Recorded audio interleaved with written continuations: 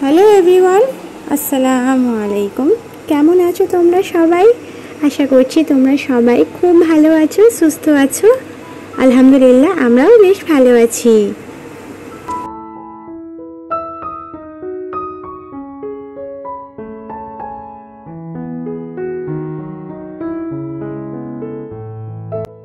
তো আজকেরই হচ্ছে বুধবার, আর বুধবারের দিনটা কিন্তু আমার কাছে অনেক একটা রিল্যাক্সপূর্ণ দিন, কারণ আজকের আমার হাজব্যান্ডের ছুটি। মানে সকালবেলা তাড়াহুড়োটা না থাকলেও সারাদিন কিন্তু অনেকটা এক্সট্রা কাজ আমার থাকে। তো আজ সকালবেলা উঠেই সব থেকে প্রথমে চা বসিয়ে দিলাম, আর এখানে কিন্তু মাকে দিয়ে কিছু খাবার দাবারও আনিয়ে নিয়েছি, যেটা প্রত্যেক সপ্তাহে বুধবারে মাকে দিয়ে আনিয়ে থাকি।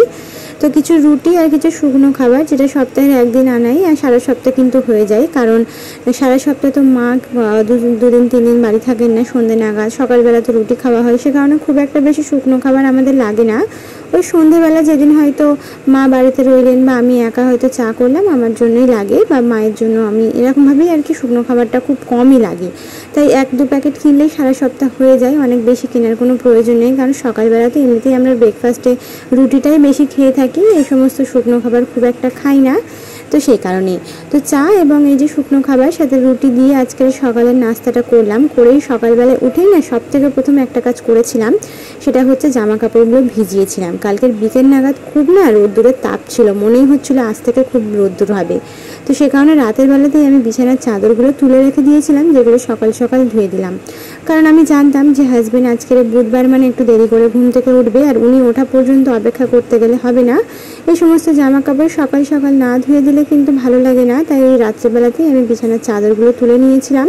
তো সকালবেলায় সবগুলো আগে ভিজিয়ে দিয়ে তারপর নাস্তাটা সেরে নিয়েছি, হালকা ফুলকা করে একটু ঘরটা ঝাড়ু দিয়ে নিয়ে সমস্ত জামা কাপড়গুলো ধুয়ে আগে ছাদে মেলে দিলাম। আর রোদ্দুরের তাপটা তো তোমরা দেখে নিশ্চয়ই বুঝতেই পেরে গেছো। তো যাই হোক, আজকে তোমাদেরকে সাথে নিয়ে আরও একটা ব্লগ স্টার্ট করলাম। আশা করছি প্রত্যেক দিনের মতো আজকের ভিডিওটাও তোমাদের কাছে ভালো লাগবে, তাই ভিডিওটা না টেনে শেষ পর্যন্ত দেখার অনুরোধ রইল।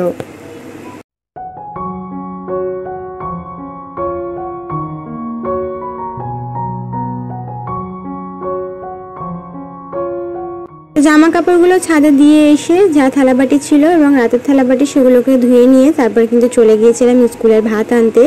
তো যেদিনকে আমার কিছু পার্সোনালি কেনাকাটার থাকে সেদিনকে কিন্তু স্কুলে ভাত আনতে যাই, বা মায়ের হয়তো দেরি হয়ে গেল সেদিনকে যাই। তো আজকে গিয়েছিলাম, অনেক কটা জিনিস কেনাকাটা করার ছিল। তো এখানে এই যে পন্স, সাথে কিষান, একটা ডেটল শেষ হয়ে গেছিলো, আর একটা সটমোলা বা হাজমোলা যাই বলো, এই ফ্লেভারটা খেতে না আমার ভীষণ ভালো লাগে। তো দেখতে পেয়ে নিয়ে নিয়েছি। মেয়ের একটা চুলের গার্ডার নিয়েছি, যেহেতু চুলটা বেশ বড় হয়েছে, আর সেই সাথে একটা কমফর্ট নিয়েছি। তো বেশ কয়েকদিন আগে থেকে কমফর্ট কিনবো করছিলাম, তো একটু প্রবলেম হচ্ছিল, তো বেরোতে পারছিলাম না, তো ঘরের সামনে যা পানি হয়ে গেছে। তো আজকে ফাইনালি বেরোলাম, তো একটা কমফর্টও নিয়ে আসলাম। তো ফ্লেভারটা নিয়েছি, দেখা যাক কেমন হয়। যদি ভালো হয় তো নেক্সট টাইম এটাই নেব, আর না হলে এর পরের বার অন্য ফ্লেভারটা ট্রাই করব। তো দেখা যাক, ইউজ করে দেখি কেমন কি হয়। আজকে তো আর ধোবো না, কারণ আজকে জামা কাপড়টা অলরেডি ধোয়া হয়ে গেছে, কালকে থেকে হয়তো ইউজ করব। হ্যাঁ, তো দেখা যাক কেমন কি হয়। আর এটার প্রাইস নিয়েছিল 58 রুপিস, মানে 58 টাকা নিয়েছে। তো মোটামুটি দাম হিসেবে ঠিকই আছে, অসুবিধা নেই। তো কমফর্ট তো আমি এর আগে কখনো ইউজ করিনি, তবে আমার দিদিকে ইউজ করতে দেখেছি। তো আমার তো বেশ ভালো লেগেছিলো, যখন আমি দিদির বাড়ি গিয়েছিলাম ওকে ইউজ করতে দেখেছিলাম। ওর সমস্ত জামা কাপড় দিয়ে এত সুন্দর একটা মানে ফ্রেগনেন্স বেরোচ্ছিলো না, তোমরা ভাবতে পারবে না, মানে এত সুন্দর গন্ধ। তো সেটা ডিটারজেন্টে হয় না, জানো তো। তো সেই কারণে ভাবলাম যে কমফর্ট কেনা যাক, যেহেতু মেয়ে, আর এখন তো কাঁথাগুলো বেশ হিসু করলে না যতই ধো আর কি একটা স্মেল আসে না, কিন্তু কেমন একটা হয়। তো কমফর্ট দিয়ে ধুলে না জামা কাপড় থেকে খুব সুন্দর একটা গন্ধ ছাড়ে, তো সেই কারণে কমফর্টটা কিনে আনলাম। তো যাই হোক, ইউজ করে দেখি কেমন কি। তো যাই হোক, কথা বলতে বলতে এদিকে হাজব্যান্ডও উঠে গিয়েছিলেন। তো উনি ওঠার পরে তারপরে এই যে বিছানাটা গুছিয়ে নিয়ে এই যে ঘরটা ঝাড়ু দিয়ে নিচ্ছে। উনি কিন্তু বাজার করতে চলে গেছেন, মানে উনি উঠে চা পানি খেয়ে আর কি বাজারে ওনাকে পাঠিয়ে দিয়েছি। সকাল সকাল বাজারটা না করলে আবার হবে না, চালটা আনার ব্যাপার আছে। তো ওই জন্য ওনাকে বাজারে পাঠিয়ে দিয়ে আমি এদিকে ঘরের কাজটা সেরে নিচ্ছি। আর মা তো অলরেডি বেরিয়ে গেছেন, আজকের বুধবার আর কালকের বৃহস্পতিবার, এই দুটো দিন মায়ের একদমই সময় হবে না।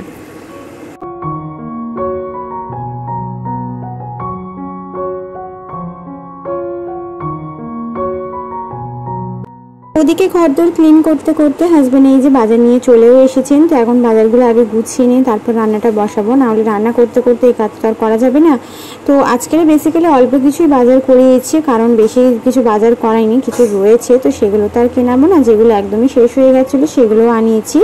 আর সেই সাথে একটু শসা, ধনেপাতা আর একটু কাঁচা লঙ্কা আনিয়েছিলাম, কারণ শসা তো সন্ধ্যাবেলা লাগবে, আমার হাজব্যান্ড সন্ধ্যাবেলা মুড়ি মাখা তো খাবে, মানে চটপটি, সে কারণে শসা আনানো হয়েছে। আর ছোলা আমি সকালবেলায় ভিজিয়ে দিয়েছিলাম।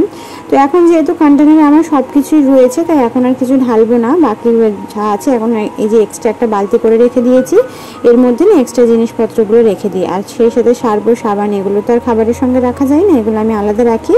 আর রসুনটা বাইরে রেখে দেবো আর চালের মধ্যে ঢেলে দেবো। আটাটা এখন কিছু করছি না, কারণ আটা রাত্রেবেলা রুটি করতে হবে, তো তখনই আমি আটাটা চেলে নেব। এখন আটাটা এমনি বালতিতে রেখে দিলাম, তবে চালটা লাগবে, চালটা ঢেলে নিচ্ছি।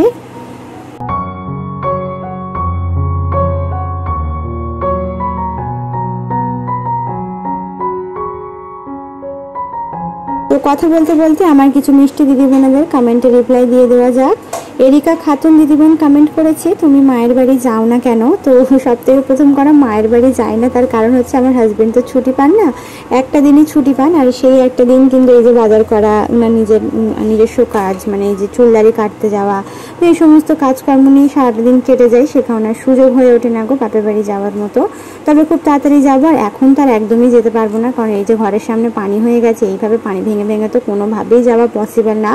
আর আমার বাপের বাড়িতেও কিন্তু পানি উঠে গেছে, তো এখন যাব না, পানিটা একটু কমলে নিশ্চয়ই যাব।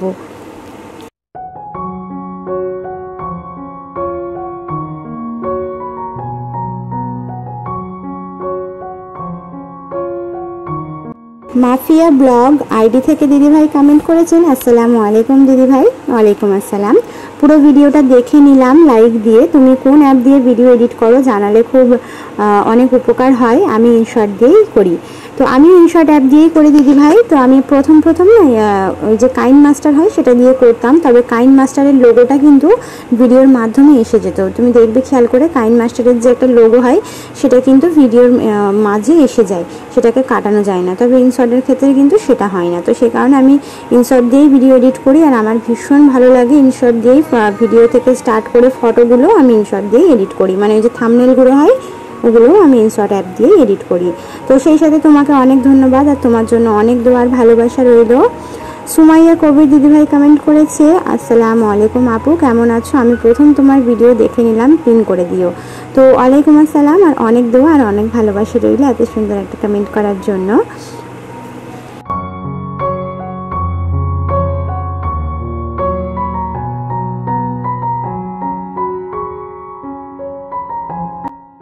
রুমি দিদিভাই কমেন্ট করেছেন, রোজই তোমার ব্লগ দেখছি, বেশ ভালো লাগছে। গতকাল মায়ের সাথে গল্প করছি যে আমাদের গতকাল মায়ের সাথে গল্প করেছি যে আমাদের আশুতি এলাকার একটি মেয়ে ব্লগ করছে ইউটিউবে, খুব খুশি হয়েছে মাও, আরও এগিয়ে যাও, দোয়া করি। তো তোমরা পাশে আছো বলেই হয়তো একটু একটু করে এগিয়ে যাচ্ছি, তোমরা এইভাবেই পাশে থেকো, এইভাবে ভালোবাসা দিয়ে যাও। আর অনেক ধন্যবাদ, অনেক ভালোবাসা রইলে এত সুন্দর একটা কমেন্ট করার জন্য।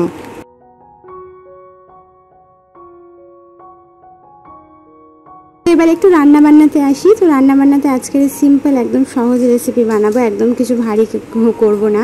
তো পটল ছিল, পটলটা ভাজা করব, আর সেই সাথে মা সজনা শাক তুলে বেছে কুটে দিয়ে গেছেন, তো সেই সজনা শাকটাকেও ভাজা করব, আর একটুখানি মুসুরির ডাল করব, ব্যাস। আর সেই সাথে একটু ডিম ভাজা করব, সেটা একেবারে খাবার সময় গরম গরম করব, তো সেই কারণে এখন আর করলাম না। তো এখানে পটল ভাজা আর সেই সাথে ডাল আমি বসিয়ে দিলাম। আর ভাত কিন্তু এখনও বসাইনি, ভাতটা একটু দেরি করেই বসাবো, যেহেতু ভারী ভাত। তো দেখা যায় কি রাতের দিকে আমাদের না ভাত তলার দিকে পানি পানি হয়ে যাচ্ছে, কারণ অনেকটা রাত করে আমরা খাওয়া দাওয়া করি, তো সেই কারণে ভাবলাম যে একটু দেরি করেই ভাতটা বসাবো, আগে রান্নাটা শেষ করি। তো সে কারণে এদিকে পটল ভাজা অলরেডি কমপ্লিট করে নিলাম। তো পটল ভাজাটা তুলে নিয়ে তারপর এর মধ্যেই আমি শাকটা বসিয়ে দেবো, আর ওদিকে ডালটা হয়ে গেলে ওদিকে ভাতটা বসিয়ে দেবো, তাহলে হয়ে যাবে। তো এইভাবে যদি একটু গুছিয়ে বুদ্ধি করে কাজ করা যায়, তাহলে দেখবে সংসারের কাজ কিন্তু একেবারে পানির মতো সহজ হয়ে যাবে। আর সত্যি কথা বলতে সংসারের কাজগুলো করতে আমার এত ভালো লাগে তোমরা বললে বিশ্বাস করবে না। এই স্পেশালি রান্না থেকে স্টার্ট করে ঘর গোছানো, মানে এই সংসারের প্রত্যেকটা কাজকে যে এত ভালোবেসে আমি আপন করে নিয়েছি, আর সেই জন্যই হয়তো এই কাজগুলো করতে না আমার প্রচণ্ড ভালো লাগে। বিশ্বাস করো, বিশেষ করে ঘরদোর ক্লিন করা, এটা তো আমার কাছে একটা মানে কাজ বলবো না, এটা একটা ভালোবাসা বলতে পারো, একটা আগ্রহ বলতে পারো। যে এই ঘরদোরটা ক্লিন করার পর, গোছানোর পর যখন ফাইনাল লুকটা দেখবো তখন মনের মধ্যে এমন একটা শান্তি কাজ করে। তো তোমাদের মধ্যে এই জিনিসটা হয় কি আমি বলতে পারবো না, আমার মধ্যে তো ভীষণভাবে হয়। তো যাই হোক, অনেক বকবক করে ফেলেছি। তো রান্নাবান্না শেষ করে এখন যেটা করলাম, রান্নাঘরের পুরো এরিয়াটা ক্লিন করে নিলাম, আর এখানে গ্যাসের বার্নারগুলোকে ক্লিন করে নিচ্ছি, যেটা আমি 2-1 দিন পরপরই ক্লিন করি, প্রত্যেক দিন করি না। তবে যদি ভাত বা ডাল কিছু পড়ে যায় বা তরকারি যদি পড়ে, সেক্ষেত্রে তো প্রত্যেক দিন ক্লিন করতেই হবে। তবে 2-1 দিন ছাড়া ছাড়া যদি দেখি যে একটু পরিষ্কার রয়েছে, তাহলে সেক্ষেত্রে শুধু ভিজে কাপড় দিয়ে মুছে নিই, আর মাজুনি দিয়ে মাজি না।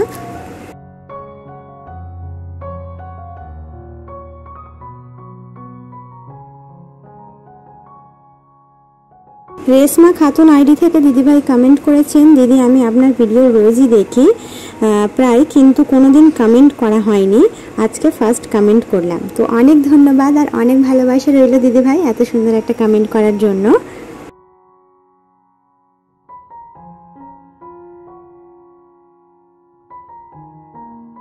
আকরাম আলী এসকে থেকে দিদিভাই কমেন্ট করেছেন, তোমার মেয়ে আমার মেয়ে এজ একই, মানে সেম। তো যাই হোক, তোমার জন্য অনেক দোয়া রইল আর অনেক ভালোবাসা রইল, আর তোমার মেয়ের জন্য অনেক অনেক অনেক দোয়া আর ভালোবাসা রইল।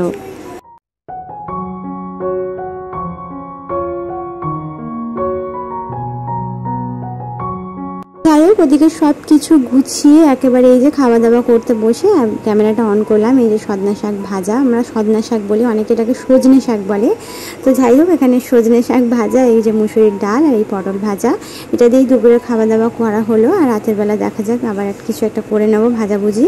হ্যাঁ, তো এটা দিয়ে দুপুরে খাওয়া দাওয়া করলাম। আর খাওয়া দাওয়া শেষ করে সারাদিন যা যা জামা কাপড় ছিল কালকের আজকের সব জামা কাপড় নিয়ে একেবারে বসে পড়েছি গোছাতে। তো জামা কাপড়গুলো এখন ঝটঝট করে গুছিয়ে নিই, না হলে না সন্ধ্যেবেলা অনেকটা আমার এক্সট্রা কাজ বেরিয়ে যাবে। কারণ সন্ধ্যেবেলা এমনিতেই আমার ভিডিও এডিটিং থাকে, মেয়েকে সামলানো, খাওয়ানো, এগুলো তো রয়েছে। তো সে কারণে সন্ধ্যের আগে চেষ্টা করি অনেকটা কাজ গুছিয়ে নিতে, যাতে নিজেরই আর কি কষ্টটা কম হয়, নিজের হেডেক টেনশনটা কম হয় আর কি। তো একটা কথা তো বলাই হয়নি, যে দিদি বোনেরা আমার চ্যানেলের মধ্যে নতুন এসেছো, আমাকে প্রথমবার দেখছো, আমার ভিডিও দেখতে যদি তোমাদের একটুও ভালো লেগে থাকে, তাহলে অনুরোধ করবো আমার চ্যানেলটিকে সাবস্ক্রাইব করে অবশ্যই বেল আইকনটা প্রেস করে দেবে। এতে করে যেটা হবে, আমার ভিডিও ছাড়া মাত্রই তোমাদের কাছে নোটিফিকেশনটা পৌঁছে যাবে। আর যারা অলরেডি কাজটা করে দিয়েছো তাদেরকে অসংখ্য ধন্যবাদ।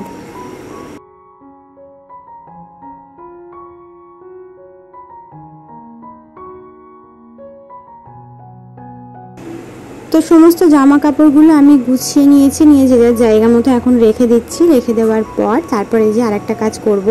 তো আমি যে পুঁতি টাকার কাজটা করতাম না, সেটা তো শেষ হয়ে গেছে, কারণ রাখি শেষ হয়ে গেছে, মানে কাজও শেষ হয়ে গেছে, কারণ ওটা রাখিরই কাজ বেসিক্যালি। তো এখন যেহেতু রাখি হয়ে গেছে, এখন আর কাজ নেই। যখন 2-3 মাস পর আবার যদি কাজ হয়, যদি মনে হয় যে আমি করতে পারবো, তখন নেব। আর এই যে একটা বিনুনির কাজ ছিল, এটাও মনে হয় রাখিরই কাজ। তো এটা অনেক দিন আগে ভিডিওটা শ্যুট করা ছিল, তোমাদের সাথে শেয়ার করা হয়নি, তো ভাবলাম এই ভিডিওতেই শেয়ার করে দিই। এরকম ধরনের বিনুনির কাজও আমি করেছি। হ্যাঁ, তো যাই হোক, ভাবলাম তোমাদের সাথে শেয়ার করে দেওয়া যাক, তো এই কারণে বললাম। তো সন্ধ্যেবেলাতেই এই সমস্ত কাজগুলো আমি করে থাকি।